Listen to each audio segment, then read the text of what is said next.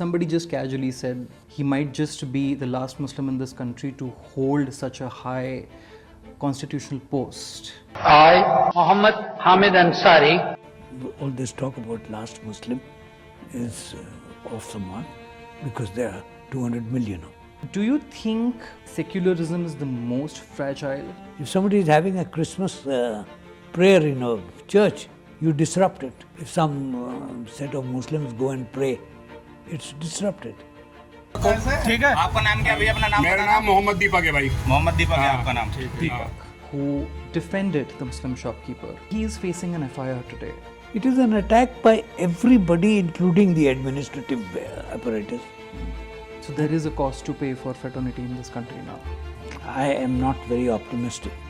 If a mob of goons goes and attacks a Muslim shopkeeper, those people hardly face any repercussions. But on the other side, there are certain people who are languishing in jails. Case in point being somebody like an Umar Khalid or a Sharjeel Imam. You can't take 10 years to simply take him to court. वो magazine की report है, नरवणे जी ने नहीं कहा इतना बोल दे. It's not a pleasant sight to see on the television screen Parliament being disrupted. Both sides are guilty. I said this on the first day I went to Rajya Sabha in 2007. I said, I am a referee in a hockey match. We started with a principle and we have allowed it to be diluted. We are poisoning in this process, perhaps unthinkingly, the young minds. Mr. Ansari, welcome to the Quint and Thank you. Welcome to my show Badi Badi Baatein. It's an honor to be able to have this conversation with you today. First and foremost, heartiest congratulations on your book, arguably contentious. 10 years as the Vice President of India. The cover of the book, caught my attention right there because it says fragility of secularism. Do you think secularism is the most fragile, or has it had its phases over the past 75 years of independence? You see, it depends on what you and I mean by secularism. Yeah. It's, as a concept in political science, it's one thing. As a concept in daily life, it's another thing. Yeah. So, we set out with a set of basic principles for ourselves. And all of these are incorporated in the first page of the Constitution of India. Yeah. That you will have justice, equality, and fraternity. Now, therefore, you can make a judgment to what extent these have been attained or not been attained. You have quoted one of the articles. The article said that India is witnessing the progressive normalization of minority baiting. This comes up in India's politics time and again. What does this term mean to you from your experiences over the years in this country? Very simple. You see, these are not very high-sounding principles. These are principles of daily life. We are a country which has immense diversity. Diversity in region, diversity in language, diversity in food habits, diversity in innumerable other things. Now, one is to allow it to happen. You and I live in adjacent houses in a village. I know your festivals, you know my festivals. We can accept them or not accept them. The normal Indian practice right through history has been to accept, whether it is Holi, Diwali or Christmas or Eid, you accept all of them, celebrate them in your own way. That is not happening anymore. Increasingly you are getting reports, and these are authentic reports in newspapers and journals like yours, where these basic rights are being contested. If somebody is having a Christmas prayer in a church, you disrupt it. If some set of Muslims go and pray for a Eid prayer or any other prayer, it's disrupted. So this is the kind of thing which is happening increasingly in our country and was not part of the scheme of things. That brings me to, like you said, you talked about the concept of fraternity, and you have repeatedly through your articles and the ones also mentioned in this book, talked about the importance of fraternity. That got me thinking about the recent incident that happened in Uttarakhand, for example, where a Muslim shopkeeper was being bullied by a certain outfit to change the name of his shop because the name was not from his religion. There was a man named Deepak who defended the Muslim shopkeeper, and he is facing an FIR today. What does an episode like this tell us about the country that we live in today? It's very simple. It reflects and sheds much light on what we should mean from the principle of fraternity.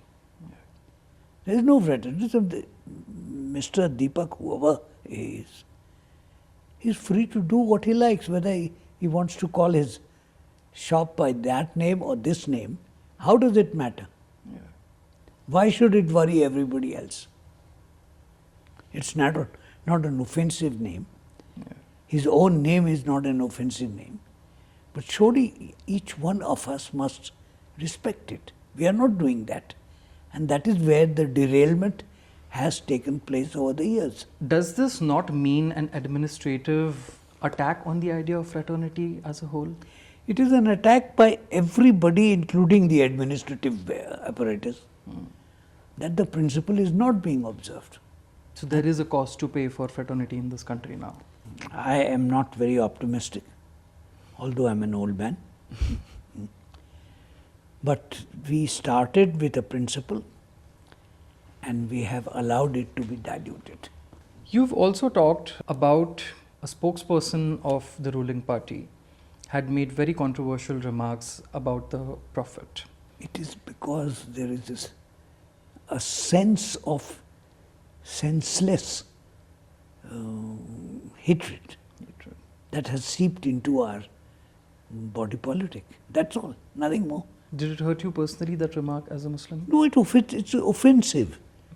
As a citizen, it is offensive, and an individual, of course, it is offensive. We've come a long way from the time when we celebrated each other's festivals with gusto. Whether it is Holi or Diwali or Eid or Christmas, they're all the same to us. Occasions for collective joy. That's being lost now. One of the repercussions of an ideology or a thought process or a narrative that gets propagated in today's politics is the concept of bulldozer justice. How does it make the country's judiciary look? Read the constitution. Is there any mention of the word bulldozer there? Look, there is a legal system in the country. It's well spelt out. That an offense is committed by somebody, it's produced before a court, the court gives a punishment. Where does the bulldozer come into it? And Is there in our penal code any particular chapter talking about how a bulldozer will be used? Yes, it will be used for making a big building. So this is all an aberration, nothing else but aberration. And there is no justification for it. And I think the Supreme Court has pronounced on it again and again, but seems to have no impact on the powers that be. Do you think the faith in the judiciary in general has weakened, or the fear of law in general has weakened? Because if a mob of goons goes and attacks a Muslim shopkeeper or a Hindu name for his shop, those people hardly face any repercussions. But on the other side, there are certain people who are languishing in jails. Case in point being somebody like an Umar Khalid or a Sharjeel Imam. One group completely thinks they're above the law, while the other continues to face the law in the most unjust way possible. It is shedding the searchlight on the extent to which those principles are being observed in practice. You see, a person is guilty, by all means, take him to court, give him a punishment, and let the punishment be carried out the way it is. But two things.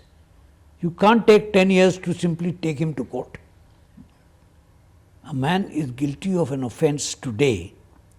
Well, next week, next month, maybe next year, but not next decade.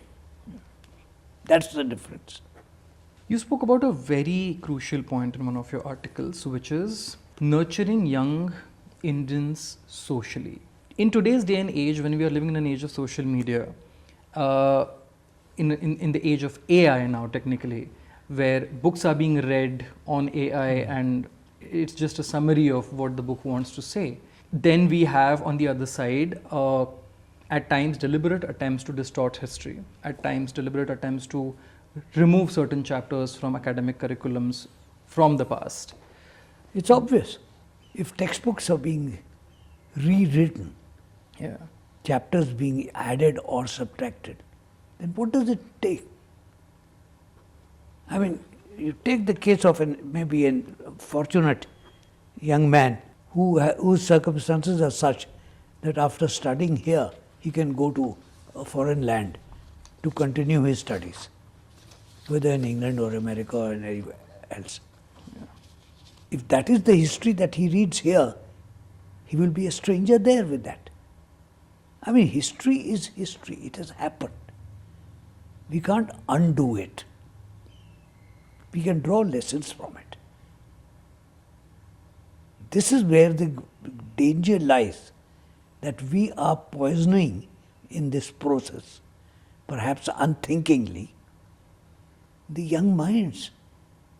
They should know facts as they are, not facts as we would imagine them to be. Do you think there is selective use of history as a political tool now, very blatantly? Well, it's always been some use or the other.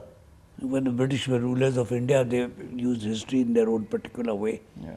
When we became independent, we used it in our own way. But there was a basic adherence to the principle of it. You can't ignore principles, that's all. One of the most important aspects is the media. The way we see the media function today, especially the television media, more and more masses have started finding their voices not being heard on that platform. On the other hand, digital newsrooms are strapped for money. Where does Indian media head from here, according to you? Well, that is precisely the point, the last two sentences of what you have said. Digital media is strapped for money, agreed. You can't do anything without money. And that money is being controlled by X or Y with a certain orientation. So I will give you 100 rupees provided you agree with me. And you will deny me 100 rupees if you don't agree with me. As simple as that. The media has ceased to be, fair. That's all. I don't expect the media to do exactly what I say. But at least it should say partially that I also said this. How do you look at the current, functioning of the parliament? You've been the chairperson of the Rajya Sabha for a decade. There seems to be a complete paralysis of any bonhomie, a complete breakdown of any order in the functioning of the houses. Debates get railroaded by a brute majority. Bills get passed, lesser and lesser bills are going to the select committees.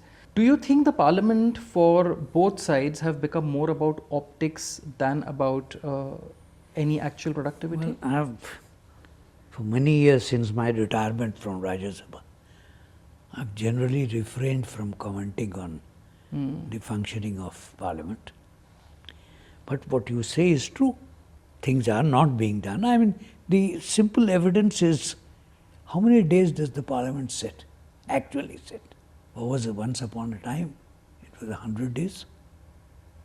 Now it is 50 or 60. So where is the time for debate? Where is the time for discussion? And then, again, a subject on which I don't want to talk. the way you conduct it. I said this on the first day I went to Rajya Sabha in 2007. I said, I'm a referee in a hockey match. I have a whistle. I have a rule book. I watch the game very closely because I am there. But I am not participant. If somebody violates the rules, I blow the whistle. Better or worse, one side wins, one side loses. That's all.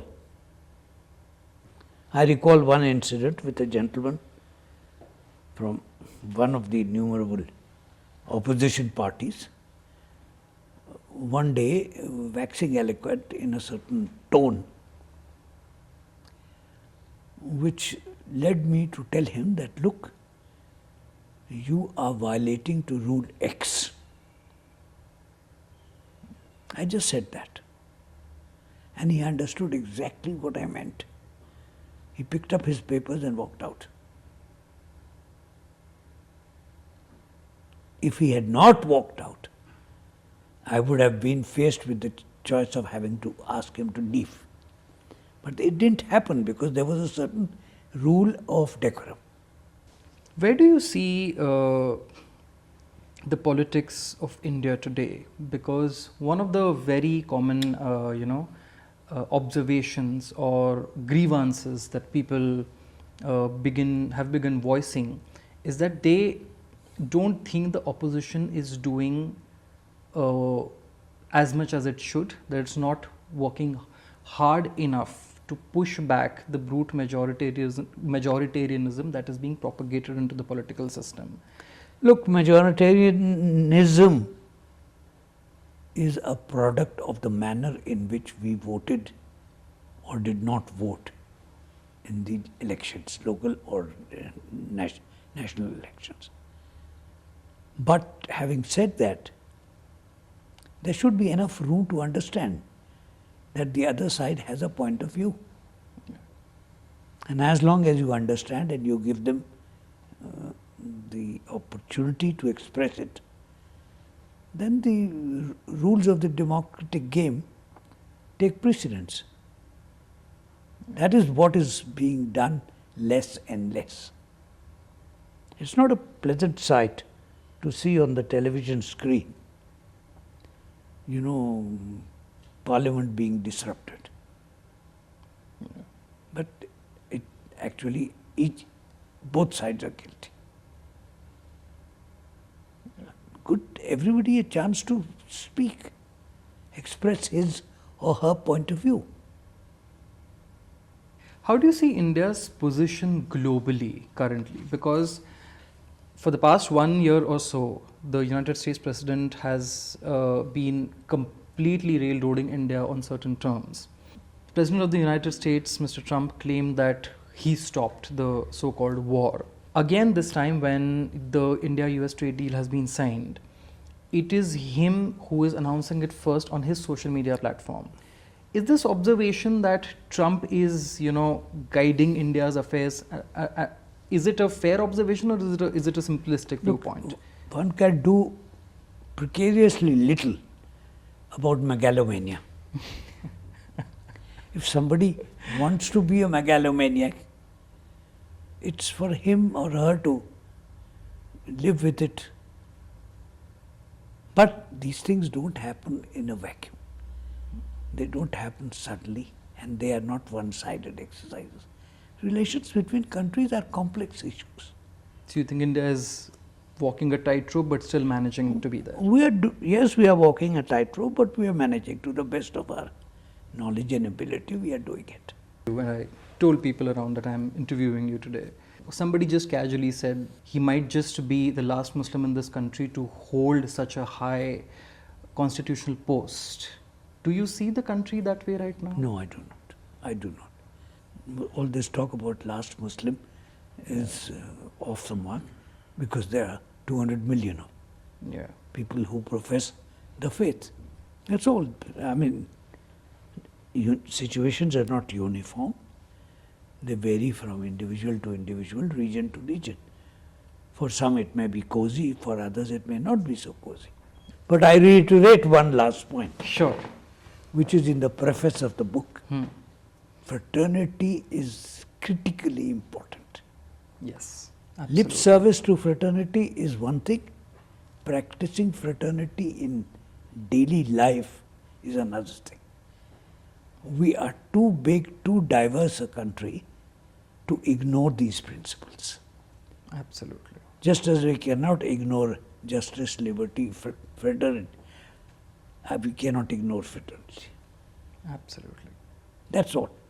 Sir, thank you so much for giving your time. Thank you so much, sir. It's an honor, sir. Nice to meet you. Nice to meet you, sir.